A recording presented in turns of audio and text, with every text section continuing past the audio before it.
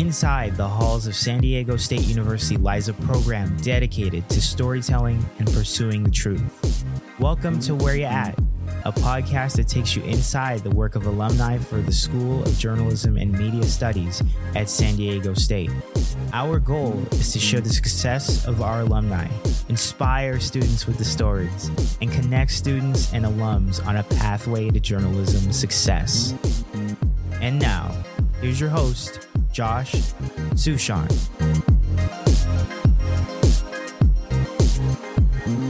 This week on the Where You At podcast, we are heading out to Sioux City, Iowa. We are primarily going to be discussing local TV news with an emphasis on local sports.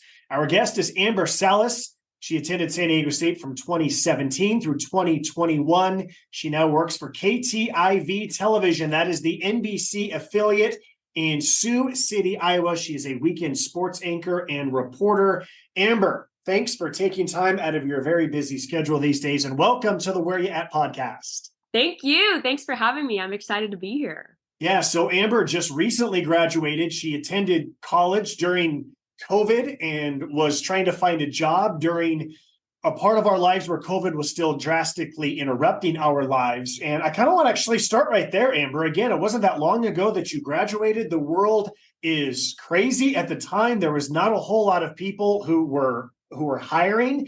Let's just dive right into, how did you get the job? Because a lot of people might start their career in Palm Springs or in Yuma. You go across the country, about halfway across the country, pretty close. Let's get into how you got this job. Yes, it's actually pretty crazy to think about because it was definitely a whirlwind. But I guess going back to college, and I think about my junior year is when COVID full on hit, the world shut down, all that madness. But that was really when I was really starting to heat up with things and get really excited about pursuing a career in sports. I just got an internship at NBC7 in San Diego that I was so excited about and really eager just to start getting things together, get that experience that I wanted so bad. And I think I was only there for maybe a month and a half before everything was axed because of COVID. So that was a big bummer. And then my senior year, everything really changed because there were internships, but a lot of them were virtual. So I actually interned with the Fox Sports headquarters up in LA, but I was completely virtual. But it actually was a great experience, and I learned a lot more. It far exceeded my expectations of just being something that I practically did on Zoom with everyone. But that actually led to my first job was in media management with Fox Sports. I actually started before I even graduated. I started in April and went to just about December before I moved to Sioux City. But it was making those connections. I was in the building to see how Fox NFL Sunday ran, and I met the people who did all of those big, cool things, who really gave me the advice that, hey, like, you've got it. If you want to do this, you got to go and you got to start getting your experience. So they kind of gave me the push of, we believe in you. You got to just get out there and do it. And that's what kind of led to the job in Sioux City. And I was ready to take that leap of faith. And it's kind of crazy to think about now, 2 years later, here I am. But it's been an incredible ride, and I'm glad I took that leap of faith. Approximately how many jobs did you apply for that you did not get before you got the job in Sioux City? Yeah, I don't even remember the exact number, but it was a lot. I would say probably 50 or more. 50 or more? Probably. Literally any job that I saw that was TV anchor, sports emphasis somewhere, either whether it was news or sports. I actually, in fact, started in Sioux City as a hybrid of both news and sports, and then stepped into the full-time sports role. I want to say it was about August. So I did a couple months of fully news as well. Kind of just took the opportunity. But yeah, out of all of those jobs, I think I only had one other interview as well, and eventually got completely ghosted from that. And it was Sioux City that believed in me and gave me the opportunity. So sometimes it's that one yes, right? You know, I think it's a really good learning tool for students, really all of us, because there's a lot of rejection that happens in this profession. There is a lot of frustration that can occur when you get ghosted, when you don't even hear back at all. sometimes I get so excited that when I at least get an email back that someone acknowledged my existence, that they confirm that they received that my materials as I apply for this job. So when you reflect on all of those jobs that you applied for and did not hear from, tell us your level of frustration. Are you how much are you doubting yourself? And what are you telling yourself, and what are people around you telling you to keep trying and trying and trying? Yeah, that is definitely a big point. I think the most important thing to remember is there's going to be times where it sucks, where you feel so bad about yourself. You might even question, am I even supposed to do this? Like, am I even talented? That type of thing. But I think you just have to remember to carry your own confidence. And that shows too, when you do get an opportunity, if you are kind of feeling down because of the way things are gone, like that shows when you walk in there with confidence. That's the ultimate thing that gets you to that next step, right? So as hard as it is, I think it's important you got to be your biggest supporter and biggest believer, but also just know that the yes and that dream opportunity for you could really just be one step away. I actually had a media teacher in high school that kind of told me a lot about this in the beginning as well. And he said, no, when you get rejected, NO stands for new opportunity. And that new opportunity could really just be the next thing. And I've really kind of lived by that forever throughout this whole process. I think that's important to remember. And really, rejection is just a thing in life, right? Like even now, when I do have this job that I always wanted, there's some people that don't want to do an interview with me. They reject your phone calls. You can't even get in touch with them. Sometimes it's not on purpose. It's just that they're busy. But I think that persistence of sticking with it, that applies every day, even when you do get the job, So it's an important skill to learn and remember for sure. I like that no equals new opportunity. I just wrote that down. That's a really good one. When it comes to when you applied for the job, especially the one in Sioux City, what was on your demo reel and how much, if any, did you change your demo reel as you were getting rejected for these other jobs? Yeah. So really, because of, like I was talking about earlier, everything with COVID, I really didn't have those reps per se that students might have now from, having an internship somewhere like NBC, where you can be in the studio and get that cool stuff that makes your reel look super flashy. I really didn't get to have a whole lot of that. And a lot of mine actually at the start of when I was applying was from the Daily Aztec and stuff that I was just filming on my phone, right? To get the reps, show that I can talk on camera, right? It wasn't like I was in a studio or anything like that, So at the start, it was primarily just phone stuff. And then actually in that time, from when I graduated to when I did end up getting the job in December of 2021, I believe, I was actually working with KUSI in San Diego, helping them out with the Prep Pigskin Report, which is big high school football. Brandon Stone's awesome. Shout out to him. But that allowed me to, something as simple as holding the KUSI mic flag, like sometimes that's all those news directors want to see is, oh, that looks official, So it was building up more stuff like that. But also the more reps I did, the more comfortable I looked. And I was like, oh, that's way better than something that I had a year ago from when I was trying in COVID, because you get better with time. That's how it always is.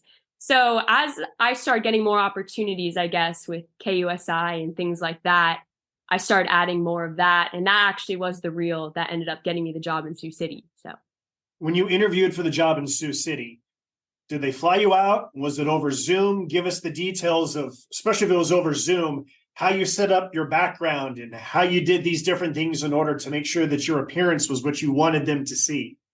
Yeah. So actually, crazy enough, I only had 2 phone calls in Sioux City. I never did a Zoom. I was never flown out there. In fact, the first time I ever saw Sioux City was when I got here. So that was a wild ride for sure.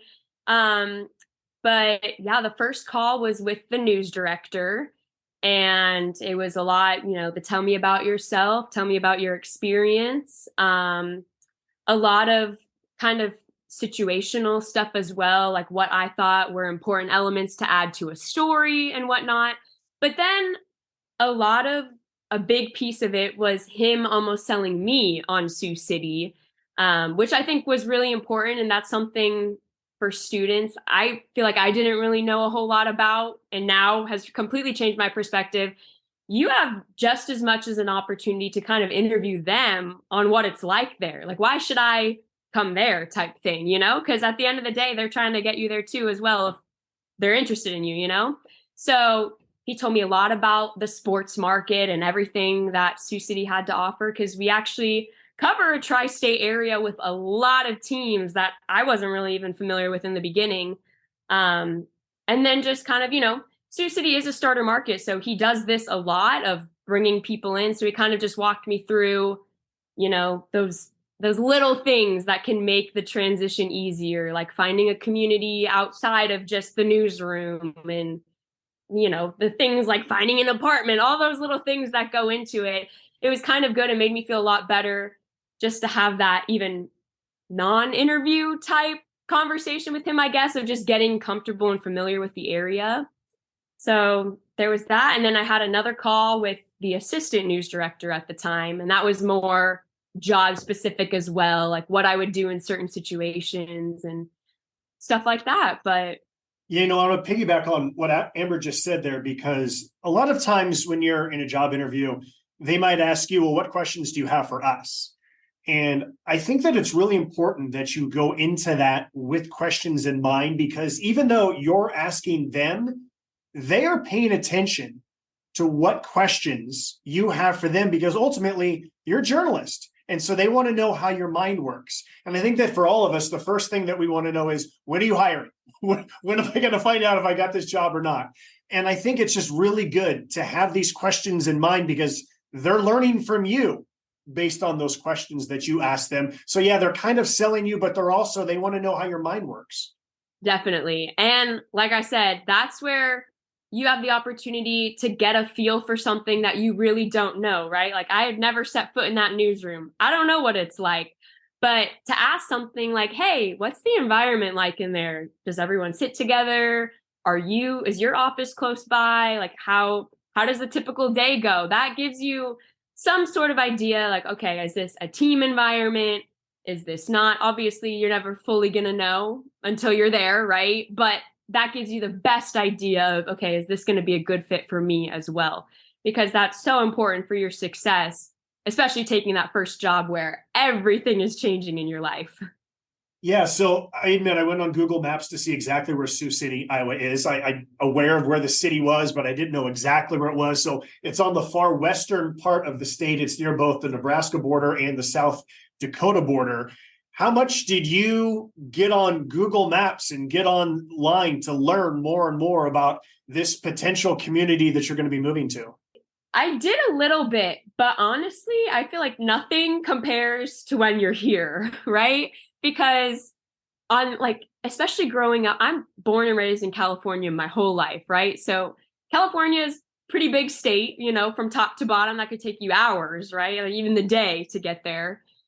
So naturally, when I'm looking at the map, even though they are close next to each other, I'm like, oh, well, South Dakota is still far away.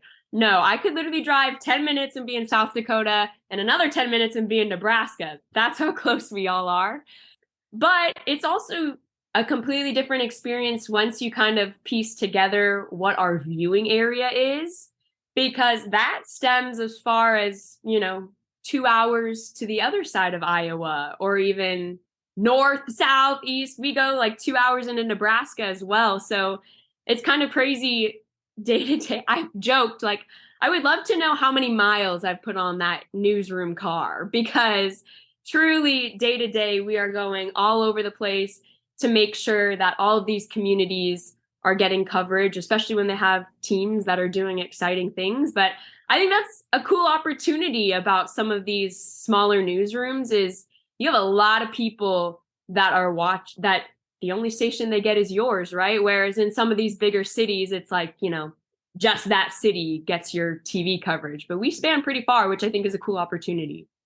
Yeah, okay. So that's a good segue into describing what it is that you actually do, because the nature of local sports on television continues to change in terms of what types of stories they want and how much time you even have to tell these stories. So let's begin with timing. How many minutes does sports get Monday through Friday? Is it expanded on the weekends? Give us the amount of time that you and anyone else from the sports staff has. Yes, that is a great question. So it kind of is always changing, right? Like right now, we're in big time state tournament season. We actually have a state championship game for Iowa football going on right now, and there'll be tomorrow as well. And then Nebraska will jump into action next week too. So it's like keeping track of all those states, right? But on a normal night, we're typically given 3 minutes for sports. That includes weekdays, weekends. But like I said, they're flexible based on what we've got going on. And I will say KTIV is a really special place in that it's a newsroom and our management that really supports sports and really puts the emphasis on this is important. This is what people want to see when they tune in tonight. So we'll give you more time. So like, for example, right now it's college football season. I anchor on the weekends. I'm taking about 5 to 6 minutes on Saturdays to get in all of the college football teams that we cover and whatnot. If we have 3 teams playing in a state championship game for football, we're going to give them a little bit of extra love and coverage as well. So that might take a little bit longer. On Fridays during high school football season, we do Sports Force Extra, which is about a 15-minute show full of high school football highlights, which is super fun.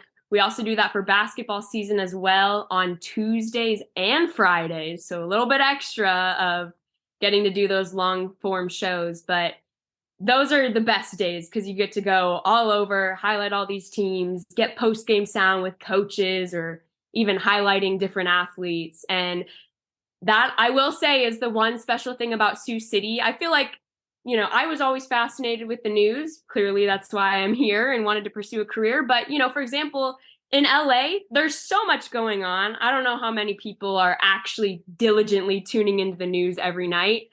But here, like on a Friday night, everyone's like, we got to get home to watch Sports Force Extra. And it is one of the coolest things to know that just your work is truly appreciated, like this is making these kids' day to see even the 5-second highlight of them on Sports Force Extra Friday night. And I think that's really special and something cool about small towns like this. Yeah, absolutely. And I'm curious to know a little bit more about what you do cover and what you don't cover in terms of just how hyper local you are. So obviously there's a lot of high school coverage that you described. You also got the University of Iowa, you've got Iowa State, you've got Nebraska, you've got South Dakota State. I don't know about the closest NFL team would be, but what is sort of the pecking order of these are the stories that we want to cover, or these are the teams that we want to cover? Yes. So we are very much hyper local. And I guess going off of the college football, we have 4 NAIA colleges right in our backyard. We have 2 that are actually right here in Sioux City, Morningside and Briar Cliff. And then we have Northwestern and Dordt, which are about 45 minutes away.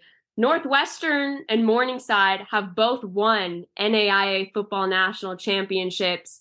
The games were played in North Carolina, and we actually got to go travel with them to cover it. So I throw that out there because I feel like sometimes students think like, I'm not going to cover any sports in these small towns. I had the same thoughts. I'm not going to lie, but it might not be the big flashy, Alabama, Clemson's, but there's still the opportunity to go and cover this national championship, whether it's the NAIA or NCAA or not, So I'll start with that. But those are definitely our priority because those are what people here in the Siouxland area really care about the most, I would say. Obviously, though, we have diehard Iowa fans, diehard Iowa State, Nebraska fans, like you mentioned. So those are important for us as well. Normally, we get help from our sister stations that are there and actually going to the games. They'll send us their video.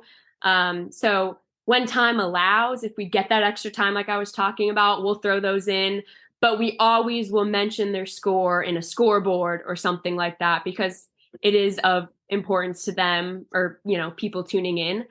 In terms of NFL, we have a lot of big Kansas City Chiefs fans, Green Bay Packers, Minnesota Vikings. Those are kind of our 3 teams that we think are in close enough of the area where fans here are probably passionate about them. And again, it's one of those things where if we have the time, great, we'll throw it in. Or if something crazy big happened, like obviously Kirk Cousins tearing his Achilles, that was something big that we kind of mentioned that day. But it kind of depends. But I would say local first for sure. And it's one of those things. It's hard as the sports fan sometimes because in your mind you're like, oh well, the NFL is bigger and better. But I think a mindset I've kind of adopted is the reality is anyone can pull up their phone and probably see those Iowa highlights or those Minnesota Vikings highlights. But what I have to offer with my local stuff, people can't get anywhere else, So I try to think of it like that. Like, how can I kill this local coverage? Because at the end of the day, they can't get it anywhere else besides if they tune in to us or if they see it on our website later that night.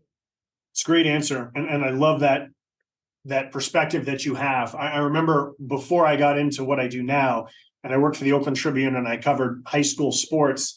And the thing that made things really interesting to me was when you'd cover like a major story, meaning like the 49ers or the Giants or the Warriors. Well, there's a lot of other newspapers that are covering that, plus all the TV stations. When I would go out to cover a high school football game, I come back to the campus later and the stories are cut out. The newspaper is cut out and it's on bulletin boards and it's on people's refrigerators. And, and you realize like what it means.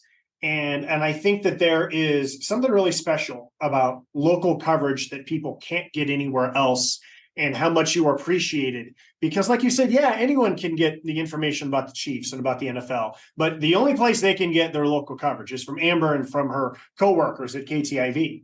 Definitely. And I always say too, when you're putting an emphasis on the local sports, you're developing those relationships and those connections. And these people trust you, they go to you because they want you to tell the story, right? And that's something that I always cherish. But something I always live by too is that no one's going to remember, even when it comes to our local coverage, no one's going to remember the final score, even if it's the state championship game. Maybe they will, the diehards, right? But the reality is no one's going to remember the final score 10 years from now, but they'll never forget how you made them feel. And that goes back to, if building those connections to be able to know what's going on, to be able to tell that special story of someone that was playing for something much bigger than themselves, And I think that's what's so special about being able to cover sports in a local market that really supports the local coverage the way we do, because you get to find these stories and tell them that, in other places that have a lot going on, maybe you don't get as much time or resources to be able to do that. But we have the opportunity to go all in. So I will always be the biggest supporter of you should always do that, because those are the stories where you can hit the feels and people will never forget the way you make them feel with a good story like that, Speaking of coworkers, when you go out to cover this high school sporting event, how much do you shoot yourself, edit yourself, produce yourself? Give us the sense of how many other people work on sports on your station, and just how much of a one-man band are you, Amber? Yes, very much a one-man band. That shocks people a lot, but it's the reality of it. I guess, again, it kind of depends on the situation. So, for example, our big Sports Force Extra Night for high school football, it's all hands on deck. I guess I should start with, in our sports department right now, there are two people. There is me and my coworker, Jason. He's our weekday sports anchor. He's awesome. So, during a typical weekday, it's the two of us. He will anchor during the week. We both go out to shoot stories or highlights, whatever our coverage plan is that night. On the weekends, it is just me. On a crazy college football Saturday, I produce, I shoot, I edit, I write my scripts, I put in my graphics, anything you can think of, I'm doing it all by myself. And even during the weekday, Jason and I do the same thing. Obviously, it's nice to have that one extra person. But then for our Sports Force Extra Night, like I was talking about, that's where it's all hands on deck, because we're filling 15 minutes. We obviously both can't do that by ourselves. So that's where we get some of our hybrids that are news reporters, but do have a big interest in sports. They're trained to shoot and edit and all that. So they'll go out to games for us. We have 2 news photographers. They're trained to shoot sports as well. So they'll go out for games. So I believe on Sports Force Extra this year, we had about 5 to 6 extra people helping us out to go out to shoot games. So those are really nice. When you get the help, you utilize it as much as you can. But yeah, for the most part, you're doing everything yourself, from shooting to editing to writing. And it's always fun when someone asks, like, oh, does someone do that all for you? And you're like, nope, just me. Well, I think this is another really good item too for students to think about who want to pursue this career, is that for all of those different skills, you might have various levels of expertise. Some things you might really like, some things you may be behind. When it comes to reporting, editing, shooting, inserting graphics, there's one thing to shoot an interview. There's another thing to shoot live action. What's maybe something that you have gotten a whole lot better at that you maybe were not as confident initially? And what is something that you're like, no, I got this. I love this. That's my forte. Yeah. Well, it's pretty crazy because, like we've talked about this whole time, this really is my first on-air job out of college. So as crazy as it sounds, I had never really picked up a camera before, like the camera that I use now. Like I was shooting things on my iPhone, like we were talking about. And then even when I was doing things like helping out KUSI, they had their own photographers that were shooting. So that was something that took me a little bit of getting used to, that I would say is probably the biggest thing I've grown in, because it's one thing to be able to turn on the camera and to hit record. Like, yeah, we can probably all figure that out, but it's how to make your shots look good. Like, how can I manipulate the lighting and the iris? And, what happens if some random button was pressed in my camera bag and all of a sudden my video is totally overexposed? Like, stuff like that would happen. And I would literally call my news director and be like, it's bright white. I don't got any video. What did I do? But now, anytime something like that happens, I'm confident that I can figure out what button was clicked and what went wrong. And I think that's an important skill, because the video is what makes your story great, right? It's that visual for people to know what you're talking about. I would say editing was probably my strongest skill through all of this, and something that I probably feel the best about, and feel like, we're working fast paced a lot of times. Like, you come back and you got 30 minutes to throw that thing in before we're live, right? So I feel like I can just whip it up super fast. But there's always room to grow, right? And things are always changing. Since I've been here, we switched over from iNews to EMPS, which is our script writing system and how we build out our shows. That was a big change. We also switched from Avid to Edius for editing. So even when you do feel super comfortable in editing the way I did, there's always going to be a learning curve when you switch to a new system. And that's something exciting about TV, is things are always changing, right? So there's always room to grow, and that's what's fun about it, right? How about when you're on the air, right? Like the really fun stuff. You're on the air, the camera's on you. In terms of just your posture, your confidence, when you're smiling and when you're like super intense and reading this teleprompter, give us some of the kind of the learning curve that you've had with how to just be able to look in that camera and just make people feel good about the story that you're telling them. Yes, definitely. So that's a fun thing. And now that I've been here almost 2 years, I look back on some of my first things and I'm like, oh my gosh, who even is that? But I think, going back to something I think I said earlier, the longer you do it, the better you get. And that's the fun thing about TV. Hopefully you're going to be on the air every day in some sort of capacity, whether it's doing a stand-up for a story or whether you're actually anchoring like I do on the weekends. But every time you're getting more comfortable, you're finding your voice, right? Like those little things you talked about, like what makes the story sound better. Sometimes it's just the cadence of your voice, right? And those are all things that I think you find with time. But it is something that's hard to get used to at first. I remember the biggest thing for me was, what do I do with my hands, right? And again, I think that's something that's different for everyone. My coworker, Jason, loves to talk with his hands, right? Like he shoots and he scores and he's all about the hands.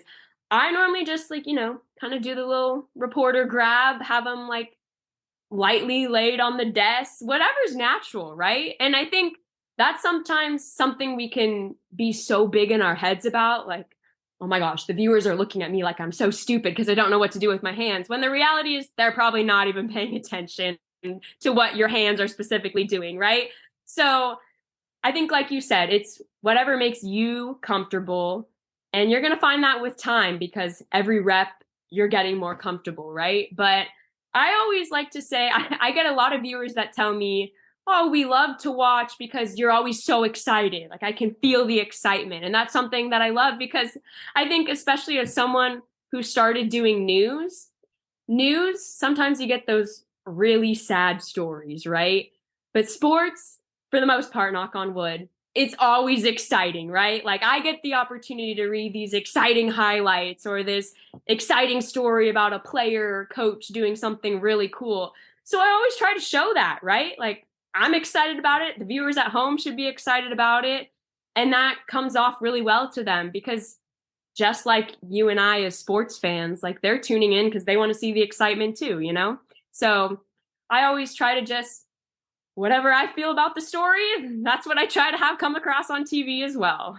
Well, you can't fake enthusiasm. You can't fake energy. You can't fake, just the energy that you have. So I applaud you for doing that. The one thing I want to go back to is when it comes to getting reps, and I try to tell students about this all the time. This is something that I still do all the time. I've been doing minor league baseball play-by-play announcing for 10 years. And every year going into the season, I go into like a mini panic. Do I still know how to do this?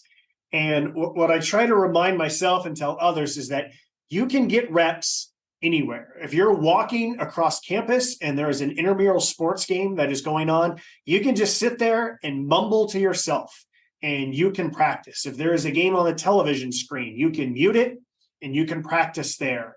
And so for you, Amber, how often when you're at home, when you're in the bathroom, do you look in the mirror and kind of practice? This is what I want to look like as I'm delivering this, or maybe you're in the newsroom and it's 5 minutes before you go on the air. How much you kind of thinking and practicing, this is what I want to say versus not wanting to be overly prepared for what you do on the air. Right. Again, I think that's something that really comes down to you and what you're comfortable with, but the reps are so important in getting those practice. For me, I'm the type of person personally that before I go on air, I don't like to think about it too much. Obviously, it is important to read through at least and make sure that your information is correct, your scores are right, everything's accurate, there's no typos or something that might mess you up when it shows up in the teleprompter, right?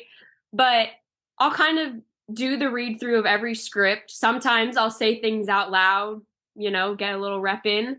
But for me, personally, what works best is I read through and I just go out there and do it without having the chance to think about it too much. My coworker, Jason, it's funny, 10 minutes before the show, you'll hear him full blast reading through that whole sports block, right? So that's kind of what works for him.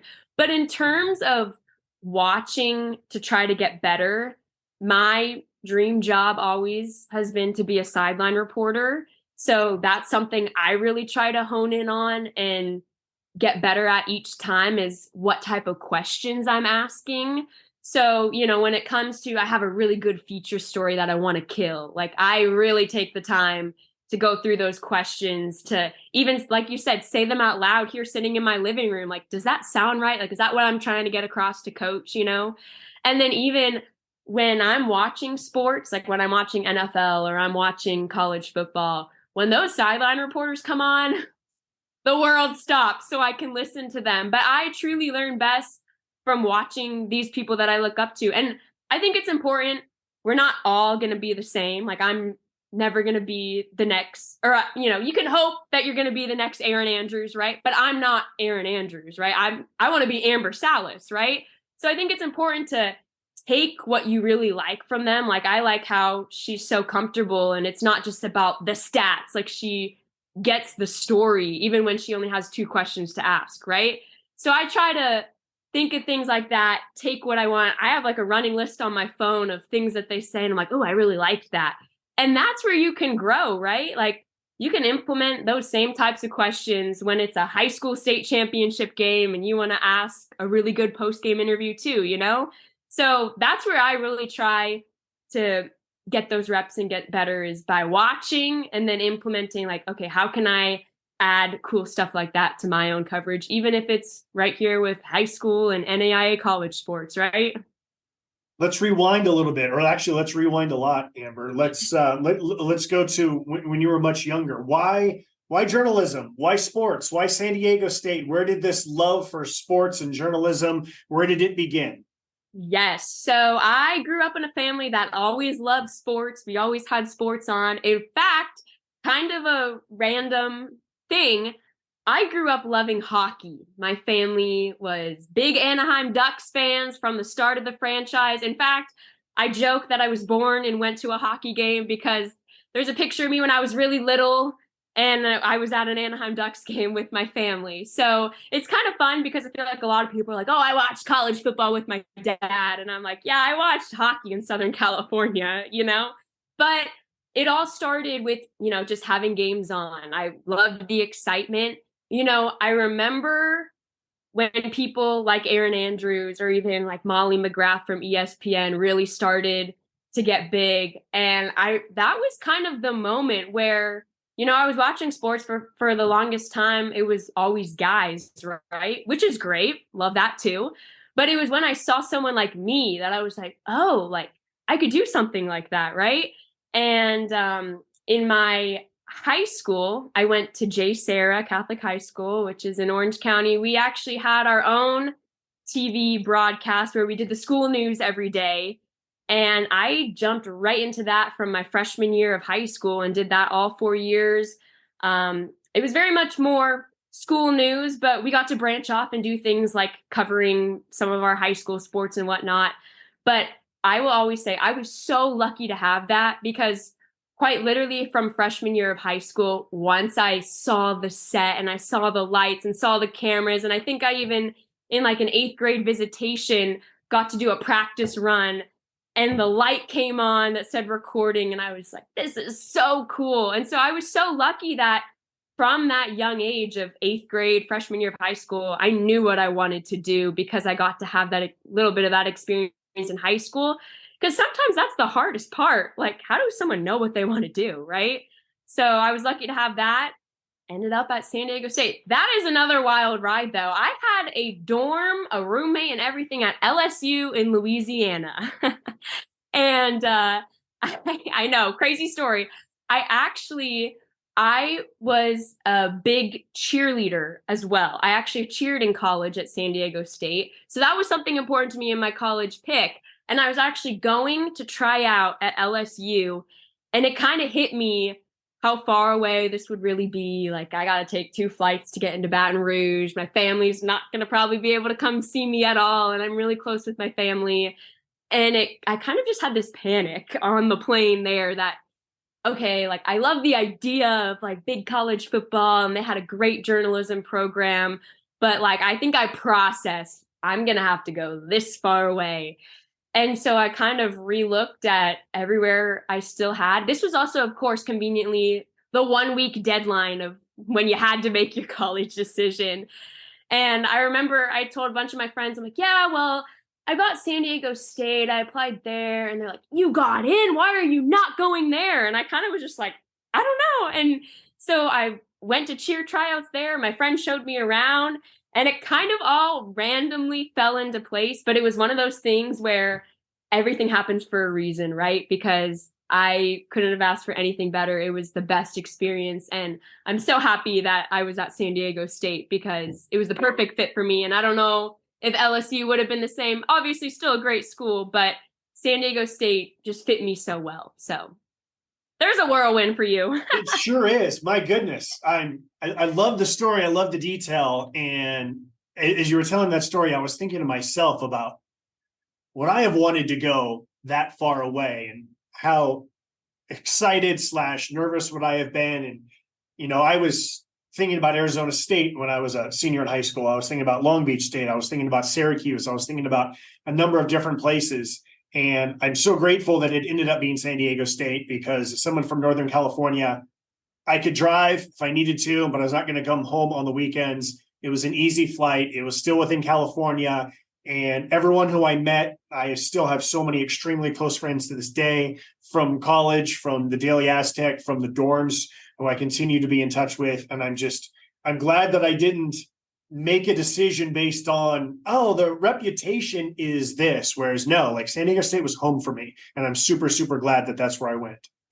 Yes, I was 100% the same way because home was about an hour away from San Diego State, but I still felt like it was the perfect fit of, I'm not going to lie, college was a big transition for me in the beginning because I am super close with my family and it's all those emotions you experience, right? I think everyone goes through that, but it was perfect for me to kind of spread my wings, grow so much. But like you said, could make a quick drive if I needed something or if, anything crazy happened. But it's funny to think about now. I say all that and then here I am in Sioux City, Iowa. But I think that's why college is so important, right? Like I am not the same person that I was when I started my freshman year. I grew so much through groups like the Daily Aztec and through cheer and through my friends that I met that you're this different person when you come out and you are ready to take that leap of faith and go somewhere big for a job and move across the country, whatever it might be. But that's what makes college so cool, right? Okay, so we're going to wrap things up and we're going to talk about the next thing in Amber's life. We are definitely bearing the lead here because we've spent all this time talking about your life in Sioux City, but it's going to change soon. And depending on when this podcast ends up getting posted, you're probably still going to be at Sioux City and starting to make the transition. Tell us about the next chapter in your professional career, Amber. Yes. So for a lot of people in these first jobs, you're on a contract, right? Maybe I feel like most common is about 2 to 3 years. I was on a 2-year contract. So crazy to think that time has already come to an end, but I'm actually going to be moving to Austin, Texas to work for FloSports, which is going to be a lot different than what I'm doing right now, but I'm really excited about it. Tell us what FloSports is for those who don't know. Yes, for those who don't know, FloSports is strictly digital, and a lot of live stream. So it kind of will combine all the things that I love. They do cover all the big sports of football, basketball, baseball, those type of things, right? But I think what's so unique about Flow is they really go all in on those niche sports that probably don't get a lot of love anywhere else, like wrestling or marching band, cheer and dance, gymnastics. As someone who did cheer, I'm super excited to get to dive into more stuff like that because that's kind of my niche, right? But yeah, so a lot of those same feature stories and stuff that I love about my job that will just be going on web and social media. But then like those niche events, niche sports I was talking about, they do a lot of those live streams where there still is that opportunity to be live, quote unquote, be reporting at some of these events, be sitting at a desk doing some announcing, right? So I think it's a cool opportunity, something, in the media landscape, whether it's sports or whatever it is, it's always changing and evolving, right? And I think the digital world is something that's new and exciting, that I'm excited to dive into because it's something I am not really familiar with now, right? Like I got so comfortable with the local TV model of things. So I'm excited to do this. And I think the biggest thing for me, sports is a lot. For any students who are listening, it's a lot of sacrifice, and that's totally fine. I did it. I loved it. I knew what I was getting into going into it. But I think something that'll be a little bit more unique with FloSports is it's still going to be crazy and hectic. I'm going to be traveling a lot, but it does allow a little bit more time and flexibility to go home with your family for holidays or little things like that, where it's kind of combining the best of both worlds. I still get to do what I love and do these exciting sports, but have a little bit more of a work-life balance as well, I guess is the best way to put it. If you don't mind sharing, did they come to you? Did you come to them? How did you find out about it? Give us the process of discovering that this was an opportunity that might even be available to you.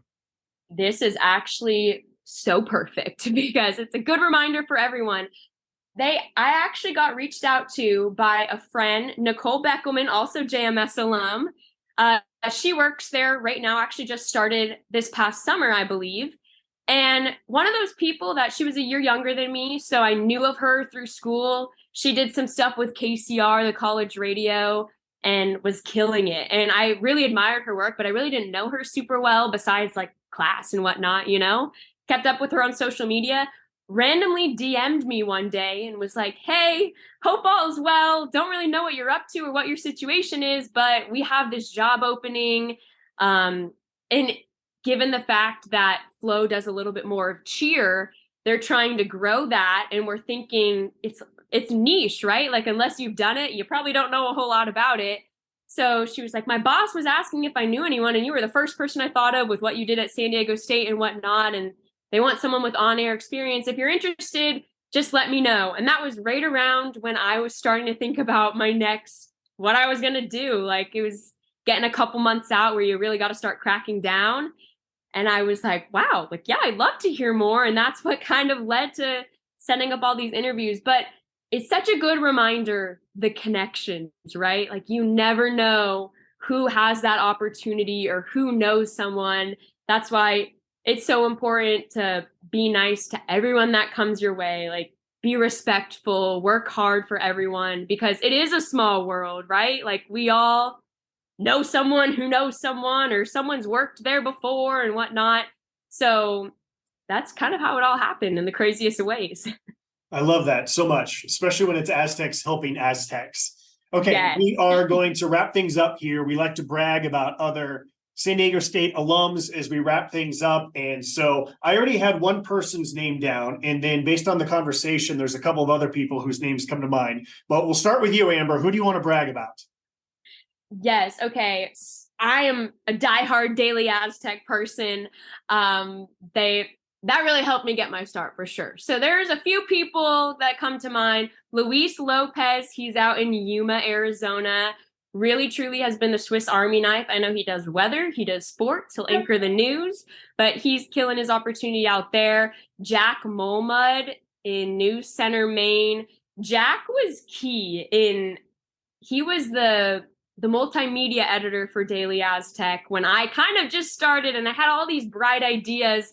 And Jack was the one that was like, yeah, let's do it. Let's go make these videos, right? So much love for Jack. But to see what he's done, I know it was a horrible story with the shooting in Maine, but to see the way Jack stepped up to cover that, and it's crazy to think, like, yeah, I used to sit in the Daily Aztec building with him, but he wanted to do stuff exactly like that, like to be that breaking news type reporter. So to see him doing that is really awesome. And then just to switch gears a little bit, on the PR side of things, my friend Hannah Fogelstrom, she's in Nashville. She just got a really awesome job with the Four Seasons hotel brand out there. And I know she's been doing a lot of cool things. That PR program is tough at San Diego State, but it really sets you up for success. So to see her killing it has been really cool. All right. I love all of those, and I need the contact information for all of them so I can add it to the list so that they can be future guests on this podcast as well. Well, the ones that I want to brag about, and I want to put you in touch with the first two. Stormy Bonantoni, she has been a guest on this podcast. I know her well. She's a sideline reporter. I need to get you two in touch. I don't know if you've ever met her, but I will make sure that I do that. And then also Jill Kasich. She worked for the Round Rock Express, which is right next to Austin. She used to work in sports in PR, and now she works outside of sports. She still lives in Austin. Nothing else, she can tell you all the best places to go eat and where to go out when you move to Austin. So I will get you in touch with Jill. She has also been a guest on this podcast. And then another person I want to brag about is Omar Ruiz. He is from the class of 2002. He works for the NFL Network. He has done a very wide range of things for the NFL, from writing to TV, behind the scenes. He's been killing it for a long time with the NFL Network. And so Omar Ruiz, I don't know him personally, but it seems like every time I run into someone from San Diego State who works in sports, they were talking about Omar and what he's been doing. And we need to get Omar on this podcast as well, to tell his story and how he landed at the NFL Network. That's awesome. I love it. All right, Amber, appreciate your time so much. Congratulations on the new job with FloSports. Thanks for all of your insights about Sioux City, Iowa. You're going to absolutely love Austin. I go there with my minor league baseball team. Well, I go to the suburbs of Austin. It is such a super fun place to eat and just to be. You're going to love it there. And I know some things about FloSports. I'm excited to see what you do and to learn more about FloSports, because I think that's you're right about the digital space. And I like that they're giving this platform to some of these other sports that may not get it. So again, thank you so much for your time. Yes, thank you for having me. This was awesome. Once again, her name is Amber Salas. She is in Sioux City, Iowa for a couple more months, and then she's heading off to FloSports in Austin, Texas. My name is Josh Suchon. I'm the host of the podcast, Where Are You At? We appreciate you listening, and we will talk to you again next week. Thanks for listening to the Where Ya At podcast. This is Devin Watley from the class of 2021. Thanks to Martine Marine for creating the music you're hearing right now, and Alex Piscatelli for her work on the podcast name and artwork on social media. And a reminder to SDSU alums, we really want to know where you're at. Tell us about your career. Get involved in the school. There's many ways you can do this, from donating your time or money, mentoring students, to even speaking in classrooms, in person or on Zoom. Your work can help us grow the program and create more opportunities for our students to succeed. Again, thanks for listening. Subscribe to this podcast. Tell your friends. Recommend us a future guest. And go Aztecs.